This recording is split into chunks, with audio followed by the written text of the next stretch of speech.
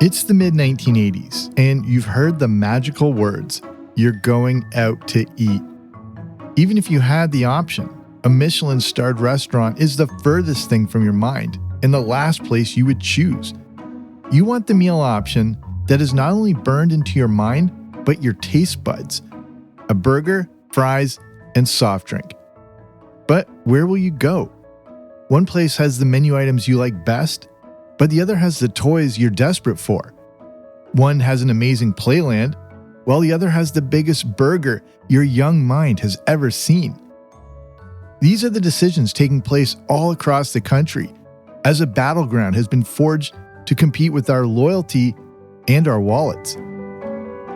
I'm Jamie Logie, and this is Everything 80s, a podcast that looks back on a decade that forever changed the way we dress, consume, and connected.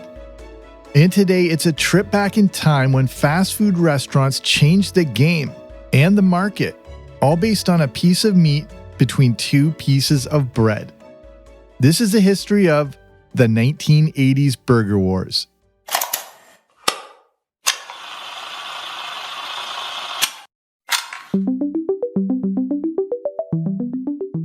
Let's begin by meeting our competitors. The focus of the Burger Wars of the 1980s centers around McDonald's, Burger King, Wendy's, and A&W. We'll start with McDonald's. With origins going back to the 1940s, the company franchised in the 1950s, and by the late 50s, had sold its 100 millionth burger. The popularity of the company grew through the 60s with the release of items like the Filet-O-Fish and the Big Mac. New Big Mac sandwich. Going into the 70s, McDonald's introduced the McDonald's Play Place, breakfast options, and items like the Quarter Pounder and the Egg McMuffin. In the mid-70s, drive-thru was introduced, something that would have a much bigger impact on the world of fast food in the 80s than anyone possibly realized. As we enter the 80s, McDonald's only continues to grow in popularity, especially with kids, thanks to a few select items. To begin with, the McDonald's Play Places, introduced in the 70s, just continued into the 80s with the opening of more and more locations. Soon, it was easier to find a play place than ever before. And speaking of kids, one specific meal introduced in 1979 became a staple of 1980s kids' fast food culture: the Happy Meal. According to CNN and the Daily Beast, the origins of the Happy Meal come from Guatemala and a franchise owner named Yolanda, who realized the McDonald's serving sizes were too big for little kids, and they needed their own kid-friendly options. The execution of the Happy Meal and its packaging came about through Bob Bernstein, an advertising executive who had been working for McDonald's for years. He noticed how glued his son was to the back of the cereal box each morning at breakfast. For kids in the 70s and 80s, the back of the cereal box was like our morning newspaper, and Bernstein realized kids wanted to do something while they ate. This led to the creation of the meal box that included games, puzzles, and comic strips on the outside. The Happy Meal came with a few kid-friendly food items and, most importantly, a toy. Through the 1980s, the included toys turned into huge promotional tie-ins, and we saw the inclusions of toys and brands like the Muppet Babies, Fraggle Rock, Hot Wheels, Transformers, the Dukes of Hazzard, and movies like E.T. and The Fox and the Hound. And that's just a small sampling of the 1980s Happy Meal toys. And then in the early 80s comes one of McDonald's most popular food items ever, which was also a huge hit with kids. It's a food made up of 4 distinct shapes: a ball, a bell, a bone, and a boot. Designed by a top chef named René Arend, who had cooked for royalty in Europe, the bite-sized item began being tested in select markets. Then, in 1983, Chicken McNuggets were finally released to the public. So, McDonald's was going strong in the 1980s, but they had major competition from the company that began back in the mid-50s. Even though they started out as Burger King, the company soon franchised, and Burger King, as we now know it, became a national company. In the 60s, they were sold to the Pillsbury Company, which revitalized the company primarily by expanding its menu. It's the company that prides itself on having flame-broiled burgers and is home to one of the most famous fast food items of all, the Whopper. Always been able to have your Whopper your way. The focus on not only the Whopper, but the concept of flame broiling was the way Burger King could compete in the 1980s. They promoted the idea of quality and that you were getting something you just took off the grill in your backyard. Burger King made it clear that you could have it your way and even offered customizable salad bars. But it was the burger that was the star of the show, and Burger King made sure to drill that into its employees. In the 80s, Burger King managers were sent to Burger King University. Not Bovine University, but Burger King's own training center to learn the holy grail of the perfect burger. A United Press International article from 1983 shares that Burger King University was like an intense boot camp where managers not only learned to run a streamlined franchise, but serve up that patty at a perfect 105 degrees. Burger King was hell-bent on trying to take that number one spot from McDonald's, and Burger King University was, quote, that final pump of corporate adrenaline, unquote.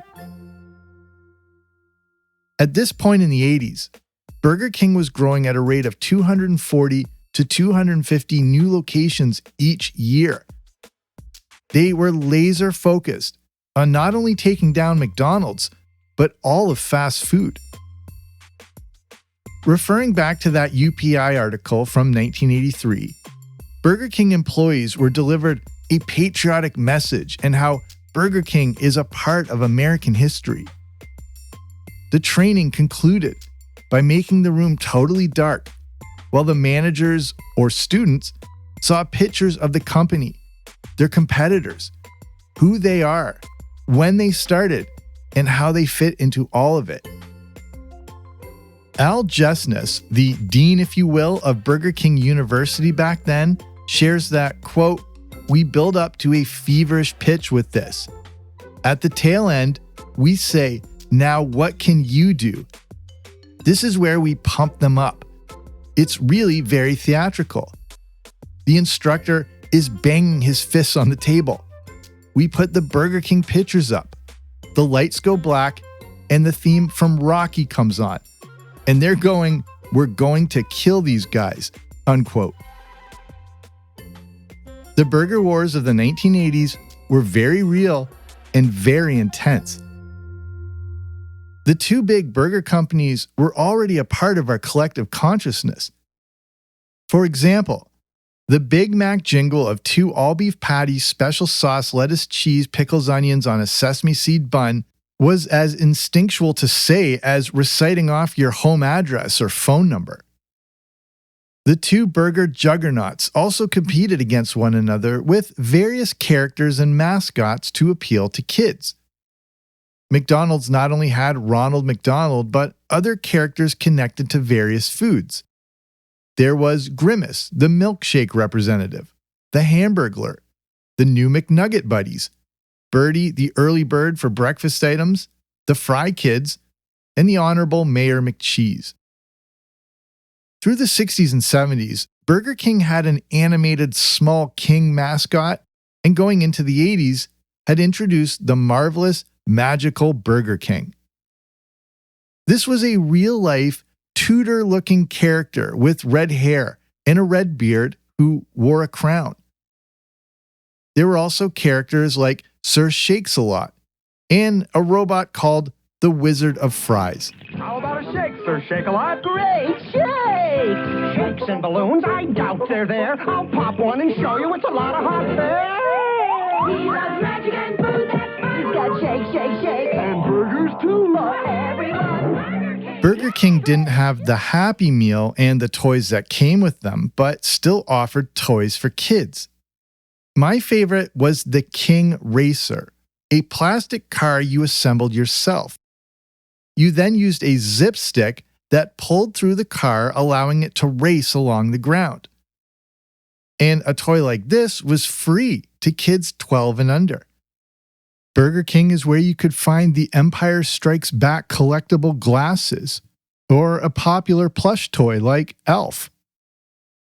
It was quite natural for these companies to offer products and toys that appealed to children, because children play a huge role in the purchasing decisions for families. Even though I felt like I never got what I wanted growing up when it came to fast food and breakfast cereals, it happened more than I realized. And if you bugged your parents long enough, it may have worked for you too. This is called pester power, and it's a very real term. The concept, explained by the Journal of Nutrition Education and Behavior, shares that, quote, children often have the ability to exert influence on familial food purchasing decisions by repeatedly asking parents and caretakers for products not routinely purchased for the family, unquote. Basically, pester your parents long enough and they often just give in. And companies know this works, especially as it pertains to fast food and the burger wars. According to the International Journal of Multidisciplinary and Current Educational Research, children influence more than 70% of their parents' clothes and fast food purchases. And children under 12 influence their family on a variety of consumer products ranging from food to appliances and even holidays and cars. But credit to my own mother growing up, who was able to fight this pester power off to some degree, as I never did get Cookie Crisp cereal growing up, despite me screaming and crying in the cereal aisle for it. But when you combine fast food and toys, you've got pester power driven up to the nth degree. But of course, it wasn't just McDonald's and Burger King controlling the burger market of the 1980s. There are two other notable competitors, both taking a unique approach to get our attention. The first is Wendy's. Dave Thomas opened the first location in November 1969 in Columbus, Ohio. The chain quickly stood out for its unique square-shaped hamburger patties. In November 1970, Wendy's introduced their pickup window, a concept that was still so new that customers needed instructions on how to talk through the speaker and place an order. And as we head into the 1980s, Wendy's continues to grow through the growing burger war era as they open their 2000th restaurant. And in a few short years, Wendy's will also do something that was not only groundbreaking in the burger wars, but also became a cultural phenomenon. And we'll get back to that in a bit. Next, we have A&W. As far back as some of these companies go, none of them can touch A&W, with origins going back to 1919. It started as a roadside stand by Roy Allen, who then partnered with Frank Wright. The last names Allen and Wright were shortened into A&W. The company continued to grow through the 50s and 60s, and in the mid-70s introduced Great Root Bear. The 6'6" furry bear could be found handing out candy and balloons in A&W restaurants. And as the 1980s began, A&W released something to compete in the burger wars, something that through no fault of their own backfired spectacularly. Everything 80s will return after these messages. Even though McDonald's had a big control of the market share, they still needed to up the ante when it came to marketing, promotion, and competing with Burger King. Happy Meal commercials were great, but what about the adult crowd? Well, they came up with one thing as a way to compete with Burger King and their famous Whopper.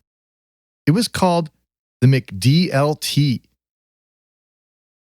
The McDLT was a cheeseburger, but served in unique packaging and cheaper than the Whopper. The styrofoam container featured two sides. One side had half the bun and the meat, and the other side had the second half of the bun, lettuce, tomatoes, cheese, and sauce. The idea was to keep the hot side hot and the cold side cold, so the vegetables could remain crisp and not wilt from the hot patty. The McDLT was launched in 1985 with a full-on marketing campaign featuring a pre-Seinfeld Jason Alexander. You say that just once you'd like your hamburger hot and your lettuce and tomato cool and crisp all at the same time? Yeah! Well, I say you got it. I'm talking McDonald's new lettuce and tomato hamburger, the McDLT. I'm talking quarter pound of beef on the hot side. And the hot stays hot. But even with a great lineup of products, characters, and commercials, McDonald's still tried to expand their reach in every way possible, including being featured in the movie Mac and Me. The movie about a mysterious alien creature that escapes from NASA and befriends a young boy also features Jennifer Aniston in her first movie role. The film also features Ronald McDonald, along with an entire dance sequence that takes place in a McDonald's. According to McDonald'sfandom.com, the film, despite being heavily criticized for product placement, had a profit-sharing arrangement with Ronald McDonald House Charities. Even though they may not have been at the level of McDonald's, Wendy's was still able to make a dent in the burger market. And this was through the creation of one of the most famous ads in history. Very big bun. Big fluffy bun. It's a very big fluffy bun. Where's the beef? Some hamburger places give you a lot less beef on a lot of bun. Where's the beef? At Wendy's, we serve a hamburger we must. Released in 1984, the Where's the Beef campaign starred Clara Peller and was Wendy's way of calling out Burger King and McDonald's for their lack of beef in their hamburgers. If you grew up during this time, you know that this commercial was the definition of viral marketing before that term even existed. It's not only one of the defining commercial campaigns of the 1980s, but ever. The phrase, "Where's the beef?" was so big, it made its way into the 1984 US presidential election, when Walter Mondale used it to question the lackluster program policies of Democratic opponent Gary Hart. When I hear your new ideas, I'm reminded of that ad. Where's the beef? Yeah.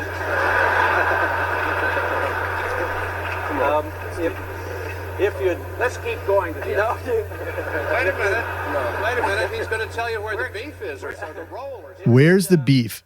One of the most famous catchphrases of all time, was not only a cultural touchstone, but a revenue-generating machine. According to a 1987 New York Times article, the success of this commercial led to a 31% increase in sales for Wendy's.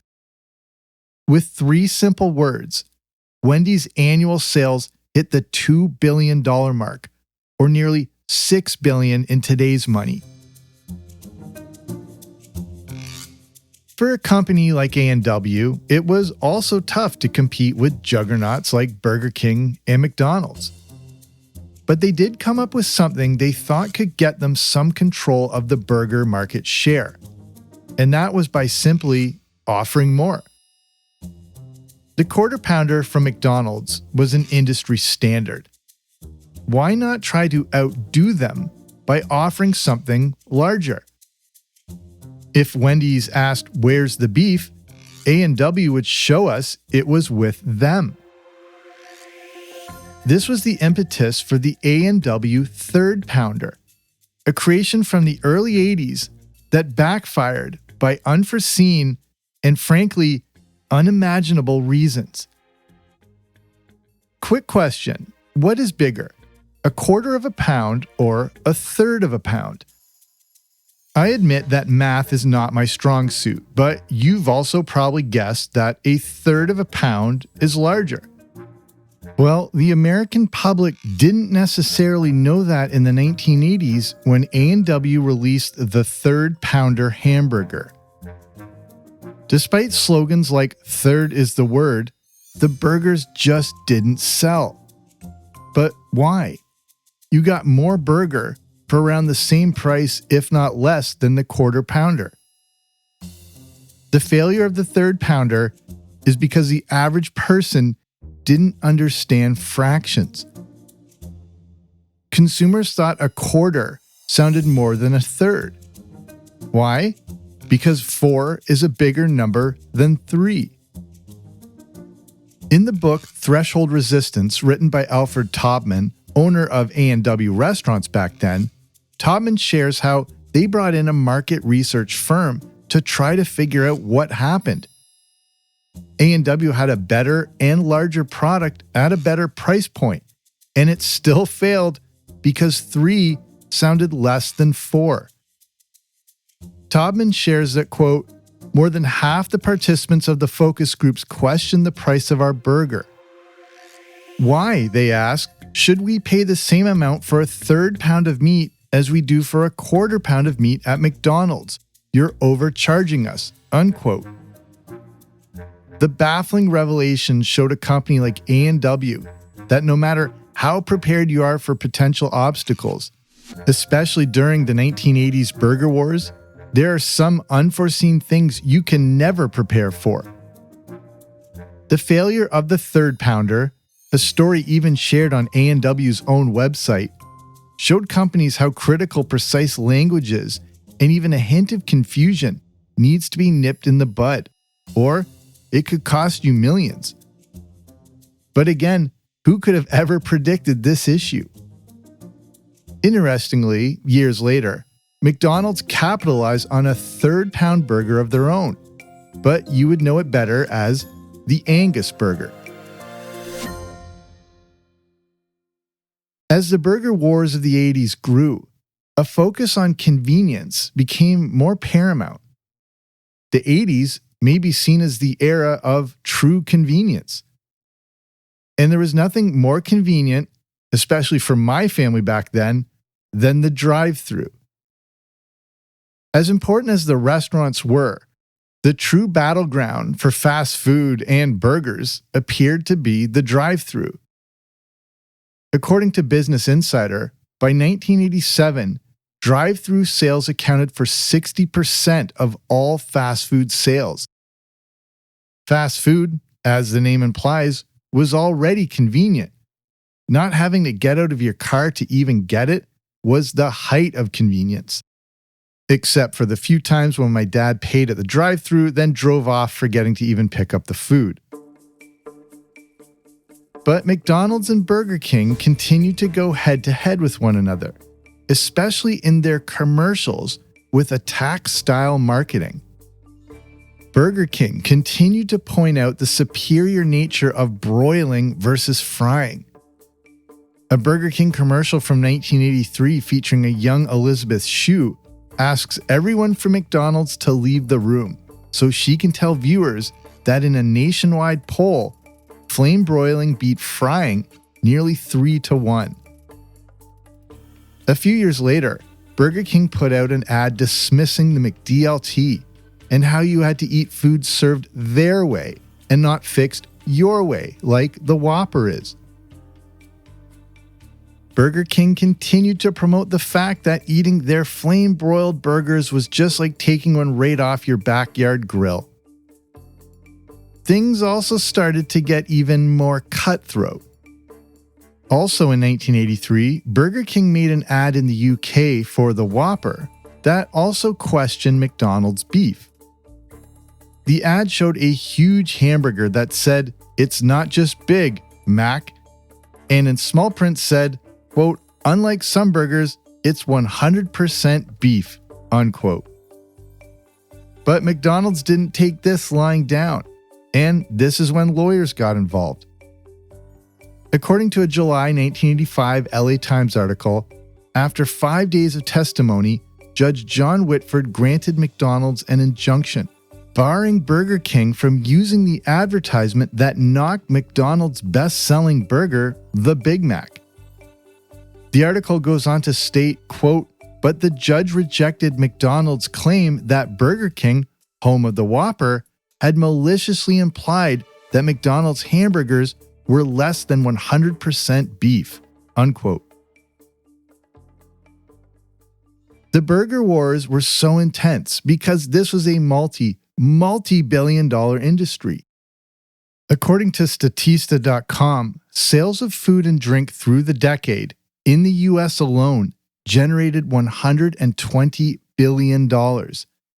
That's quite a lot when you consider at the start of the decade, a Happy Meal was around $1.10, or in 1985, when a Big Mac, large soft drink, and supersized fry was just $2.59.